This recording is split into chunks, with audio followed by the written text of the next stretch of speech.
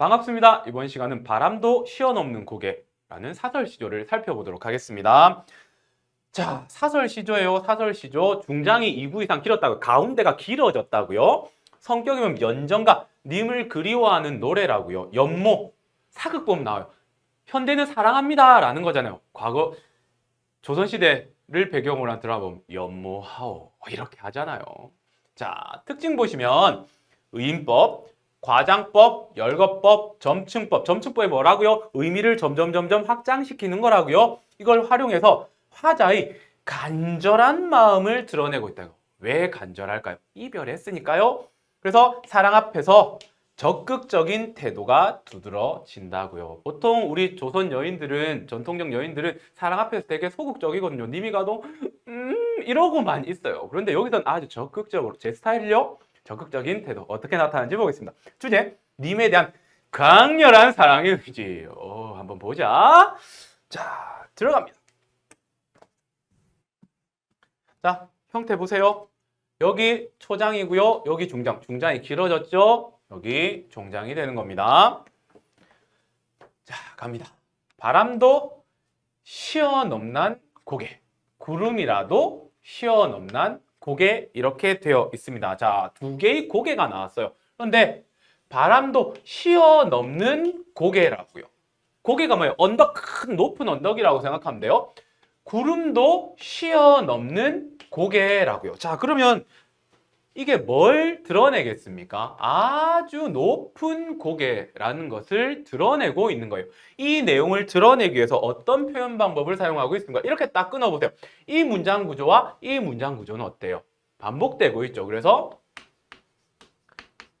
대꾸법을 사용한다라는 거예요. 또 하나, 바람과 구름이 쉴 수 있어요. 쉬는 거는 뭐예요? 사람이 하는 거잖아요. 그러니까 사람이 아닌 것을 사람인 것처럼 표현했으니까 바람과 구름을 지금 뭐 하고 있어요?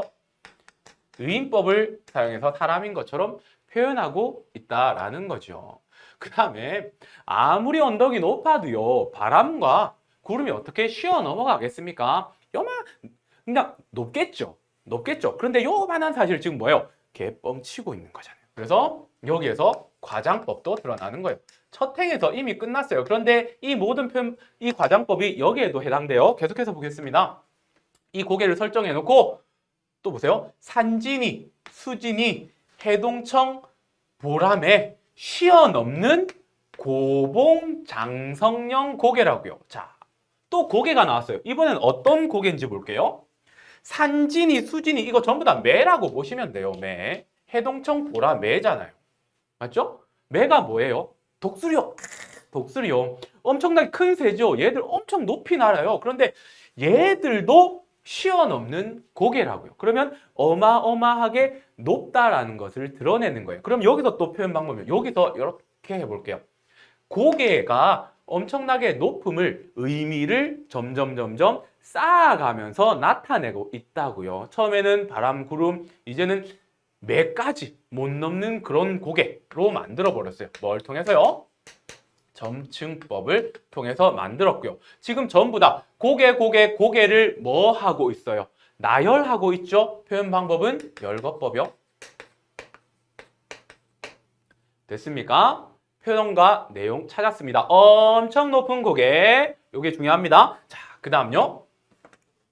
그 너머, 그 엄청 높은 고개 너머 님이 왔다 하면 나는 아니 한 번도 쉬어 넘어 가리라 이렇게 되어 있습니다. 자, 너머에 님이 왔다 하면 내가 사랑하는 님이 왔다 하면이에요. 일단 뭐 하고 있어요? 가정. 아직 오지는 않은 거예요. 이렇게 되면 한 번도 쉬지 않고 이 고개를 넘어가겠다는 거예요. 그러면 여기서 드러내고자 하는 것은 뭐였습니까? 사랑 앞에 적극적인 태도가 드러나는 거죠. 화자의 사랑에 대한 적극적 태도를 이렇게 표현하고 있다고요. 선생님, 왜 이게 사랑에 대한 적극적인 태도인데요? 자, 여기에 여자 이렇게 그릴게요. 미안합니다. 이게 화자예요, 화자. 근데 겁나 높은 고개요. 다 쉬어넘는 고개요. 다 못 넘어가요. 그런데 여기에 누가 왔어요?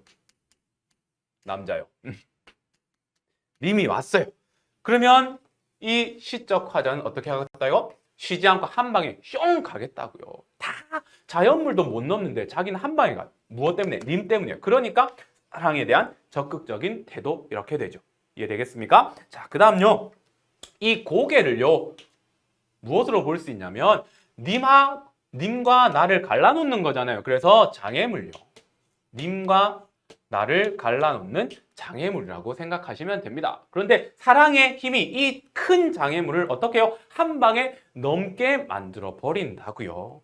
그런데 여기서 보세요. 님은 왔어요, 안 왔어요? 가정이에요. 과연 올까요? 오기만 하면 이렇게 한다라는 시적 화자의 사랑에 대한 적극적인 태도를 드러내고 있습니다. 자, 지금까지 사설시조 살폈습니다.